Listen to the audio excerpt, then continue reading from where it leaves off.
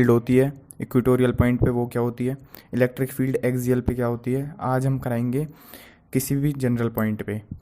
तो यहाँ पे डायपोल ड्रॉ कर लेते हैं एक, ये माइनस चार्ज है, ये प्लस चार्ज है कोई, इनके बीच का डिस्टेंस फाइनाइट होता है जैसे कि 2a है ना, ये इसका सेंटर मिड पॉइंट, यहाँ पे ये L मान लिया मैंने और ये L, क्योंकि ये पूरी 2L होती है पता होगा, तो ये हाफ L हो गई, ये भी L हो गई।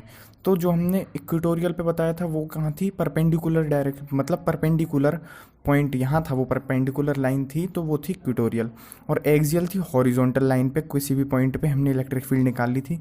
अब हम डायपोल पे इलेक्ट्रिक फील्ड निकाल रहे हैं किसी भी जनरल पॉइंट पे। तो जैसे कि मैंने कोई जनरल पॉइंट, कहीं भी मैंने एक पॉइंट ले लिया यहाँ पे, जैसे सपोज मैंने पॉइंट ले लिया P, इस पे मुझे इलेक्ट्रिक फील्ड निकालनी है due to this short dipole. तो यहाँ से लेट करेंगे कि ये थीटा एंगल बना रहा है, ये पॉइंट थीटा एंगल बना रहा है इस डायपोल से, ठीक है। ये P पॉइंट है, हमें इस पे निकालनी है electric field intensity due to this dipole. Start कर रहे हैं। तो जैसे कि पता है डायपोल की डायरेक्शन कहाँ से कहाँ होती है, नेगेटिव टू पॉजिटिव चार्ज, तो ये है P, ये है डायपोल की डायरेक्शन, ठीक है। अब हम करेंगे कि हम इसके ना कंपोनेंट ब्रेक कर लेंगे, इस P के कंपोनेंट ब्रेक कर लेंगे, और कंपोनेंट ब्रेक पता होगा कैसे होते हैं। तो यहाँ पे मैंने P cos थीटा ले लिया, ठीक है, और यहाँ पे मैंने P cos थीटा ले लिया, और ये परपेंडिकुलर डायरेक्शन में होगा इसकी, यहाँ पे मैंने ले लिया P sin theta. Got it, ठीक है, गॉट इट। तो ये P sin थीटा हो गया, ये P cos थीटा हो गया। अब देखो P cos थीटा की वजह से इस पॉइंट पे इलेक्ट्रिक फील्ड E1 मान ली मैंने, ये E1 इलेक्ट्रिक फील्ड इस P cos थीटा की वजह से है जो मैंने कंपोनेंट ब्रेक करे हैं, और ये P sin थीटा की वजह से यहाँ पे हो जाएगी इलेक्ट्रिक फील्ड, ठीक है, E2। आगे भाई समझ, ठीक है, P cos थीटा की वजह से E1 और P sin थीटा की वजह से E2 हो गई।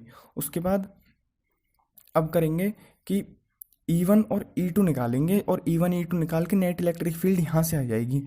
अब ध्यान से देखो, यहाँ E1 एक्सियल पे, देखो P पॉइंट पे एक्सियल पे है ना, जो हमने बताई थी हॉरिजॉन्टल पे P cos थीटा, पहले तो मैंने यहाँ एक्सियल पे बताई थी तो यहाँ थी, वो थी P की वजह से, अब P cos थीटा की वजह से है एक्सियल लाइन पे, ठीक है। तो E1 एट एक्सियल हो जाएगा, ठीक है भाई, E1 निकाल लेंगे पहले।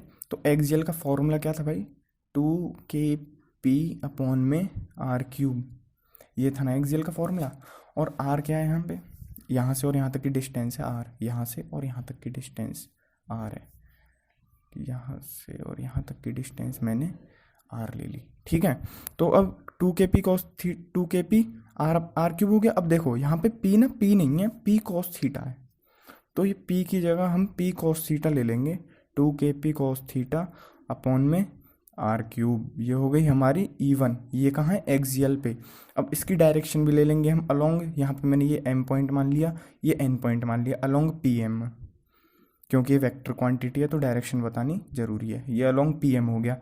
अब E2 देखते हैं ऐसे ही, E2 इक्वेटोरियल होगी, ये E2 है, ये इक्वेटोरियल है P sin थीटा की वजह से, ठीक है। तो P sin थीटा, तो इसका फॉर्मूला क्या था इक्वेटोरियल पे, KP अपॉन में r3, भाई लास्ट वीडियो में मैंने डेरिवेशन भी कराई थी इसकी, तो उसका फॉर्मूला वहाँ से निकल के आया था KP अपॉन r3, और यहाँ P की जगह P sin थीटा है तो यहाँ पुट कर देंगे KP sin थीटा अपॉन में r3, ठीक है।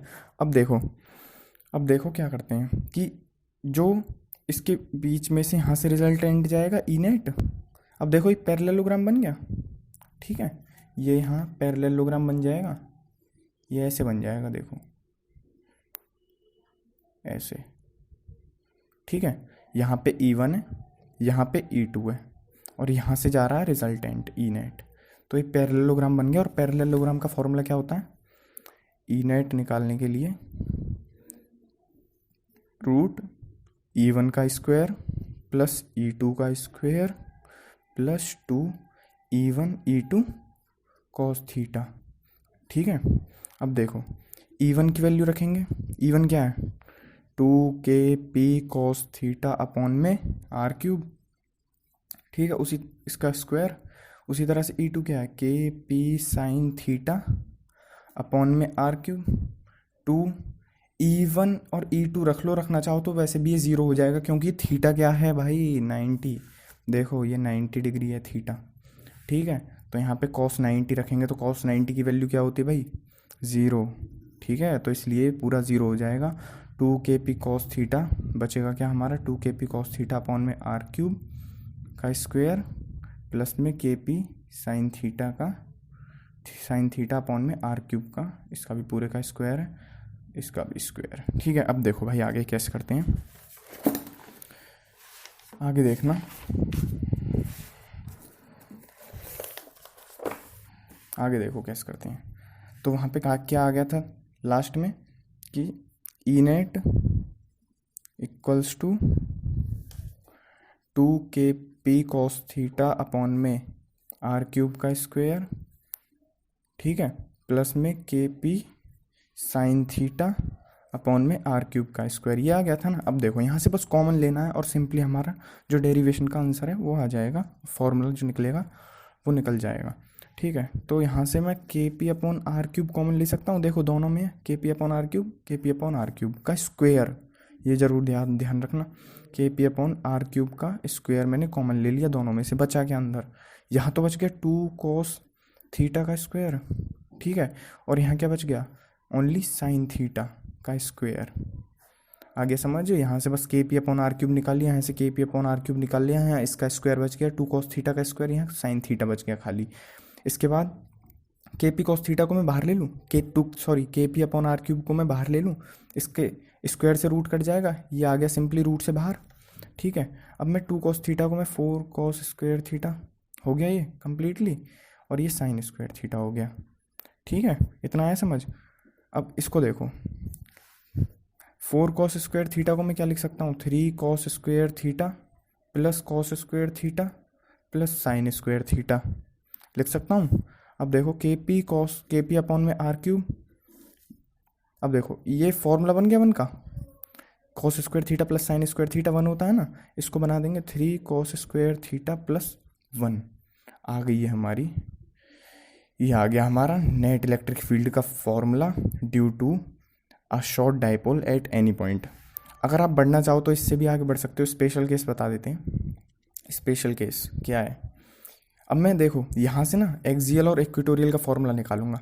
इफ़ थीटा इक्वल्स टू 0, ठीक है, सपोज कर लिया कि theta equals to 0, E net निकालेंगे। इसी फॉर्मूले में थीटा की वैल्यू बस 0 रख देंगे, के पी अपॉन में आर क्यूब, थीटा की वैल्यू 0 रखेंगे, 3 cos 0 डिग्री, और बाहर मैंने स्क्वायर ले लिया क्योंकि 3 cos स्क्वायर थीटा को हम cos थीटा का होल स्क्वायर लिख सकते हैं, प्लस में 1। इसका cos 0 क्या होता है 1, तो के पी अपॉन में आर क्यूब, ठीक है, cos 0 1 होता है तो 3 इंटू 1 का स्क्वायर 1 ही हो जाएगा, प्लस 1। ये क्या हो गया 4 रूट 4 के पी अपॉन में आर क्यूब रूट 4, और 4 का रूट क्या होता है 2, तो ये आ गया 2 के पी अपॉन में आर क्यूब। और ये फॉर्मूला किसका होता है, ई एक्सियल का, आ गया ना यहाँ से, ठीक है। ऐसे ही एक और है, if theta equals to 90 degree.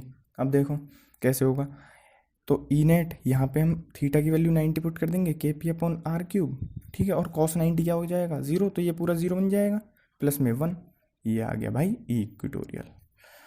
तो यहाँ पे ये डेरिवेशन होती है ख़त्म, और नेक्स्ट लेक्चर में हम कराएंगे टॉर्क, मतलब कि electric dipole in a uniform electric field, जहाँ होगा हमारा टॉर्क प्रोड्यूस, उसकी पूरी डेरिवेशन और उसका फॉर्मूला।